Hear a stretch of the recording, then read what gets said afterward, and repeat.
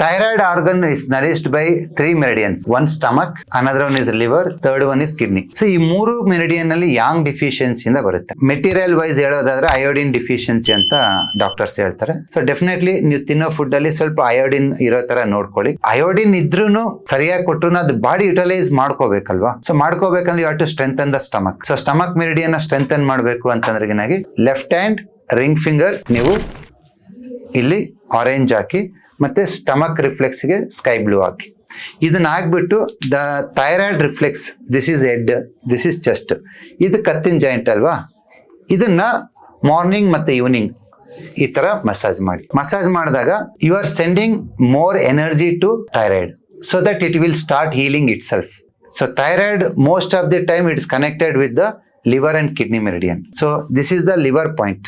Weekly 2 times 15 to 20 times press ಮಾಡಿ. ಅದ್ರ ಜೊತೆಗೆ ಕಿಡ್ನಿ ರಿಫ್ಲೆಕ್ಸ್ ಗೆ ವಾರಕ್ಕೆ 2 ಸತಿ ಇದನ್ನ ಪ್ರೆಸ್ ಮಾಡಿಬಿಟ್ಟು ರಾತ್ರಿ ಮಲಗಬೇಕಾದ್ರೆ ಕಿಡ್ನಿ ಶೇಪ್ ಅಲ್ಲಿ ಇರುತ್ತಲ್ವಾ, ಅಲ್ಸಂದಿ ಇಲ್ಲ ರಾಜ್ಮಾ ಇಲ್ಲ ಕಿಡ್ನಿ ಬೀನ್ಸ್, ರಾತ್ರಿ ಮಲಗಬೇಕಾದ್ರೆ ಕಟ್ಟಿ ಬೆಳಿಗ್ಗೆ ತಕ್ಷಣ ತೆಗೆದ್ಬಿಡಿ. Weekly 2 times. ಈ ಒಂದು ರಿಫ್ಲೆಕ್ಸ್ ಪಾಯಿಂಟ್ ಇದೆ ಅಲ್ವಾ, ಇದು ಥೈರಾಯ್ಡ್ ಎನರ್ಜಿ ಕೊಡೋ ಮೆರಿಡಿಯನ್. ಇದನ್ನ ನೀವು ಡೈಲಿ ಜಸ್ಟ್ ಒಂದು 15 to 20 ಸೆಕೆಂಡ್ ಈ ತರ ಮಸಾಜ್ ಮಾಡಿ.